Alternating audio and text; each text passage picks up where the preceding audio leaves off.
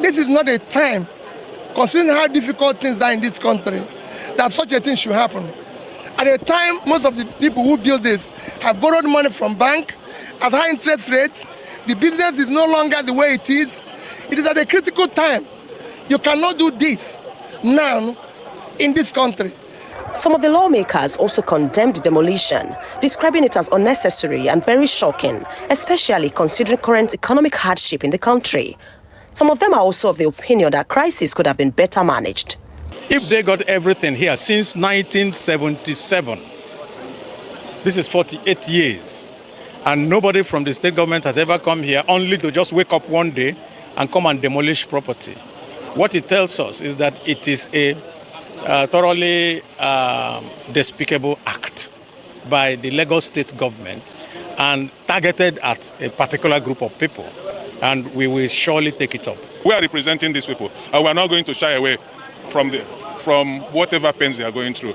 And the most important aspect of it is those who do this forget the contribution of this segment of our traders to the economy of this country. Pure wickedness. Like I said, I spoke with the president about 3 days ago. I don't want to repeat what my leaders have said. The most important thing is we need to get to the root of the matter. And I told him he should write a petition. She forwarded the petition to the National Assembly.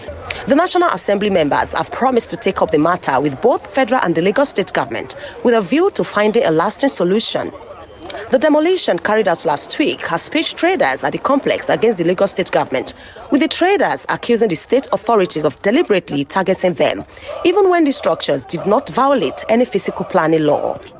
On the 25th day of September 2025, the officials of Lagos state government, without period notice and without serving any contravention notice, carried out the demolition of several traders' buildings in commando style within the complex. This action was executed despite the fact that the majority of the affected structures were duly approved by the Trade Fair Management Board. It is not easy for us to remain calm and looking at our property and somebody demolishing it. I must thank God for that, because all of us are aware that there is government here. We came into this place 1995.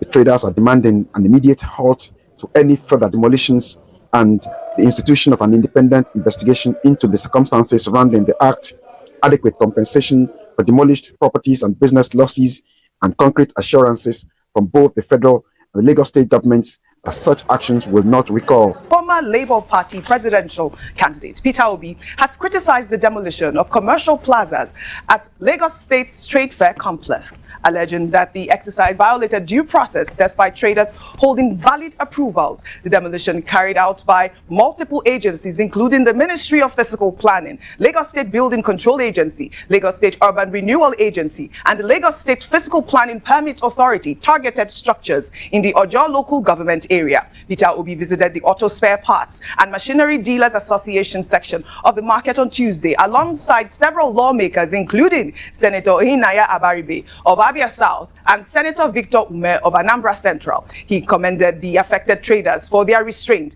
in the face of their losses. You know, I've complained consistently all over the country.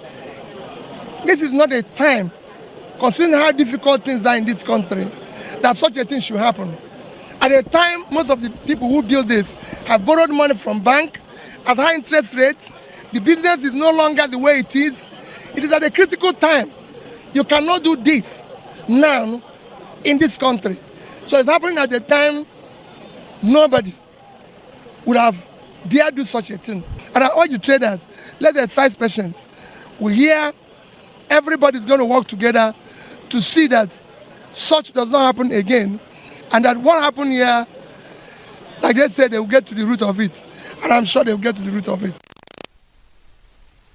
Has fired back at Peter Obi over his criticism of the Trade Fair complex demolitions, accusing him of misleading Nigerians about the legality of the affected structures. In a statement released on Wednesday by Benga Omotosho, Commissioner for Information and Strategy, the government insisted that the demolished buildings had no valid permits and that the traders were misleading the public about their documentation, adding that they ignored opportunities to regularize their documents during the amnesty declared last year, citing the Nigerian Urban and Regional Planning Act of 1992 and a 2003 Supreme Court ruling. The commissioner emphasized that the physical planning approval for any construction in Lagos must come from state government, and that federal boards cannot override the requirement except the exclusive areas such as military formations. Dr. Abati, you know that this trade fair demolition has sparked a fierce debate over regulatory authority and due process. Traders affected by the demolition claim that the Trade Fair Management Board authorized the buildings. Omotosho clarified that the board only has powers to manage leases and tenancies, not granting building approvals. This issue exposes the complex jurisdictional tensions between federal agencies and state authorities in Nigeria's planning framework and highlights the need for a clearer regulatory framework governing such properties. And that's really what it is. We need a clearer governing framework. These affected traders are claiming that they had, the Trade Fair Board approve their buildings. And, the state government is saying it is the state's responsibility to approve buildings. Your thoughts on this? Okay. Look, let me start with Benga Motosho, who is the Commissioner for Information. He was saying, in response to the protest by traders at Aspamda, it is otherwise called, the trade fair complex in Lagos, that, look, these traders, before they put up their structures, did not receive approvals. They claim that they got the approval from the federal government board, and it was quoting the law in the statement that the Lagos state government put out, namely that, look, yes, you may say trade fair belongs to the federal government, but it is determined in the fiscal planning laws and also in a quoted AG Lagos versus AG Federation. That is the Lagos state government who has control over buildings and all of that. And that an attempt had been made previously to reach out to the traders in Aspamda at the trade fair complex, and they just ignored the Lagos state government and said, we don't have any control, we don't have any business with you. However, I think it is good that Mr. Peterobi visited the place alongside Senator Abaribe Senator and also Senator Victor Umeh from Anambra Central. Enyinnana is from Abia South, to identify with these persons who are the owners of the structures at the trade fair. However, there was something I saw in the statement. The Igbo traders there, because there's an ethnic dimension to it, they were described as immigrants. Now, a Nigerian cannot be an immigrant inside Nigeria. And I think that we should refrain ourselves, whatever may be the level of provocation, from referring to a Nigerian as a refugee or as an immigrant in his own country. Can you imagine? The Constitution of Nigeria, Chapter 4, dealing with fundamental human rights, says, as a Nigerian, you can live anywhere. So this indigenous settler thing has to come to an end. And those who are going on social media referring to Igbos as immigrants in Lagos should know that they have the right to be in Lagos. Just as, where is that your village? Oh, okay, you are from I'm from Lagos Island. Okay, she is the one who may be described as an immigrant. But I live in Lagos. Mr. Peterobi made the point by saying that even when government is insisting on laws, insisting on rights, government must operate with justice, with humanity. This is it. With a human face. This is it. And I think that's just the bottom line of it, so that we do not get all of this reduced to the level of ethnicity. Well, this is very disappointing that a news anchor can actually, indirectly back this kind of devilish act from the Lagos government. But then let's talk about this. Welcome back again to About Perspectives, your domain for unfiltered news and the raw political analysis. Today, we revisit an issue that has refused to go away, a story that stretches far beyond broken buildings and demolished shops. It is a story of tears, of resilience, and of a people who have given their sweat and strength to build in a land that now seems to be rejected. They now seems to be an immigrant, just like some people are calling them. Right now, Lagos is on fire, not by flame, but by government, by their policies, and by bulldozers. And at the center of it all are Igbo traders. This is not the first time. This is not the second time. Neither is this the third or fourth or fifth time. This has been happening. Hard-working men and women who cross states in search of greener pastures, who built empires from the, dust of struggle, are now watching those empires crumble before their very eyes. When these people complain about fire that they do not know where it's coming from, destroying their shops, they also bear the brunt of their fellow Nigerians, their fellow human beings' vandalism tactics. The recent demolition at the Lagos Trade Fair complex has, reignited a debate that is older than democracy itself. the safety of Igbo investment in Lagos. The likes of peterobi, Senator Abaribe, and other prominent Igbo political figures visited the site, standing amidst the rubble and despair to show solidarity. But the question remains, what next?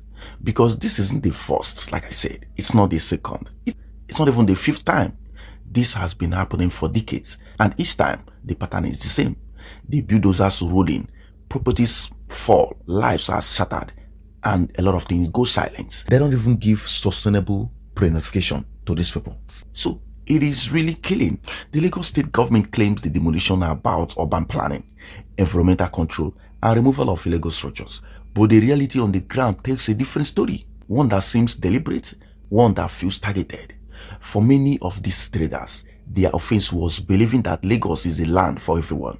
They borrowed money, invest billions, build hope for themselves, created jobs, and contributed immensely to the economy of Lagos. Yet, this after time, their properties become victims of, selective bulldozing. The most painful part is most of the demolished sites are left abandoned, untouched for years. Government don't even use it. No government projects, no construction, no transformation, just bare, forgotten land. A silent moment of loss and discrimination. Now, the government says peterobi and others who went there are misleading the public. How? How do you mislead the public when the evidence is standing in broken concrete and shattered dreams? How do you mislead the public when families are crying? This is very obvious. When do you mislead the public when traders are bankrupt? When small businesses that need support, that need government's good driving policy to thrive are dying on demolition? If this is not economic warfare, then what it is? And we have to be very clear, we have to be very sincere to ourselves. Igbos have contributed immensely to the growth of Lagos, whether he likes it or not. From the markets of Alaba and Balogun to the industries that fill the state's revenue. Yet the pattern of destruction continues. And this begs a painful, but necessary question. Should Igbos continue to invest their hard-earned money in Lagos? Or is it time to bring their investment home like a lot of people have actually been yearning for? To rebuild the East, East have to be rebuilt. There's nothing more important than the wealth you establish at home. To develop Enugu, Abia, Anambra, Ebonyi, Imo, and some other part of Igbo land. To build homeland strong enough that no government bulldozers can, shake their future again. This is national and international embarrassment to Igbos. Because truth be told, Lagos has benefited more from Igbo enterprise than Igbo traders have benefited from Lagos. And every time the bulldozers come, it's not just building that fall, it's trust, hope, and national unity all fall together. This is really heartbroken. So the recent demolition at Lagos Trade Fair is not just a tragedy, it's a wake-up call. And I have this to say, I call on for Igbo nation to reunite, to speak with one voice, to protect their own, and to start investing in their homeland as well. If we don't learn from history, we'll keep repeating the mistakes, and this story will keep writing itself in pain. The time for silence is over. The time for action is right now. This is too much. This is obvious. Well, at the heart of this whole thing lies painful truth. The Igbo man has faced discrimination not once, not twice, but across every successive, administration in Lagos. No matter how much they contribute, no matter how deeply they invest, they are treated like strangers. In a city, their sweat help to build, from demolished shops to lost dreams, from sleepless nights to empty bank accounts. These traders have carried the weight of injustice in silence. They rebuild only to be broken again. They rise only to be pushed down again. And thought it all, not a single hand of compensation, not a single gesture of remorse from the government. Some of them fall into depression. Some lose everything they've worked for. Some die quietly, broken not by poverty, but by betrayal. Yet, even as they suffer, the question remains unanswered. Why has every government refused to, revamp the seaport in the east? We have a very deep natural, that is even the best in Nigeria, in part of eastern region. Why are they not working on it? This is a simple act that could, empower millions, and it will reduce the congestion in Lagos. When we talk about the Igbos, we talk about what they went through during the Civil War. And this, believe me, brings back the scars the unforgotten scars. Why are these people not? And this is one of the things that Nnamdi Kanu said that is still keeping him in DSS custody today. Isn't this just enough? It's almost as if the system fears what the Igbos could, become if given a fair chance. A people who would rise beyond limitation, beyond their own destiny. The time has come for Igbos to rise. This is all I have to say.